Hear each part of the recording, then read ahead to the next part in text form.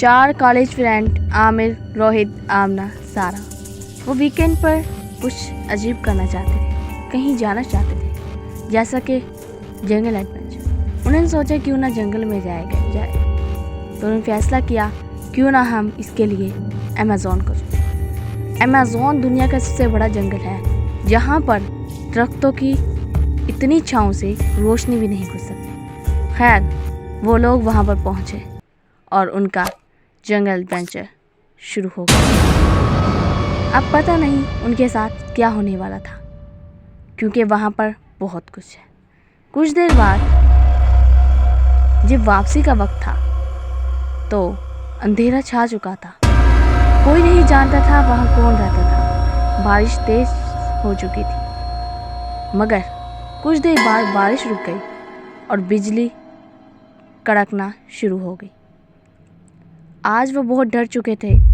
खैर, सब दोस्त वहीं पर रहने का मंसूबा बना चुके थे, मगर रोहित ने सोचा मैं घर जाऊंगा, क्योंकि मैंने सुबह कॉलेज की तैयारी करनी है और मेरे घर वाले मेरा इंतज़ार कर रहे होंगे। वो न जाने क्या सोचता हुआ आगे बढ़ रहा था। बिजली मुसलसल ज़ोर शोर से चमक रही थी। वो सब जंगल में खड़े हुए एक अजीब से सन्नाटे में अजीब तरह के दिख रहे थे। शायद कोई शख्स उन्हें पीछे से देख रहा था। खैर, रोहित कहता हुआ चला गया, मैं जा रहा हूँ, अल्लाह हाफिज़, फिर मिलते हैं नेक्स्ट डे कॉलेज में। रोहित ऐसे कहता हुआ आगे बढ़ गया।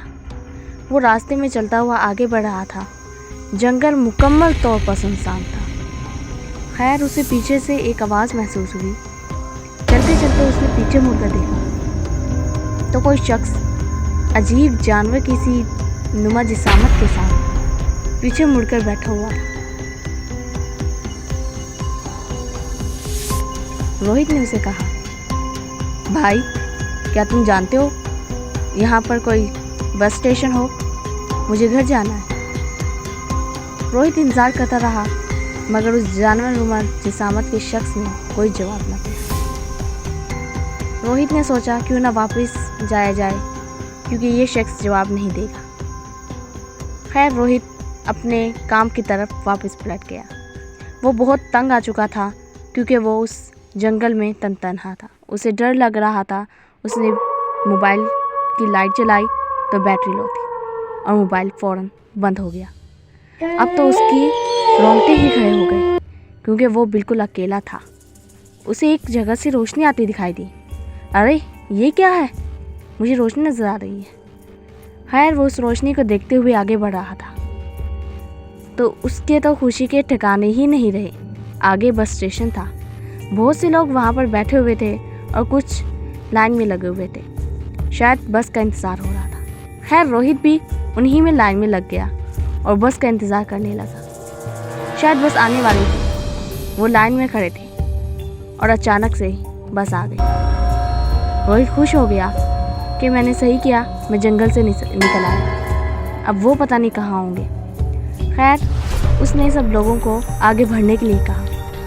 कोई भी आगे नहीं बढ़ रहा था। रोहित ने धक्का दिया, मगर कोई भी आगे नहीं बढ़ रहा था। सब मुजस्मे की तरह खड़े हुए थे।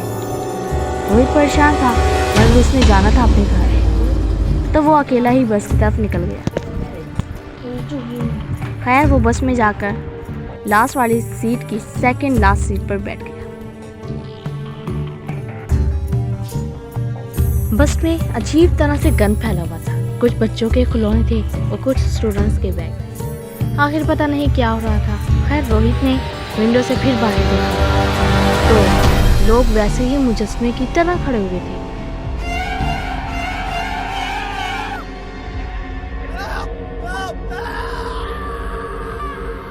रोहित ने बाहर देखा तो बाहर वो कोई इंसान नहीं बल्कि मुर्दा शख्स थे, जिन पर कीड़े रेंग गए। खैर, पूरी तरह उस पर हमला हो चुका था।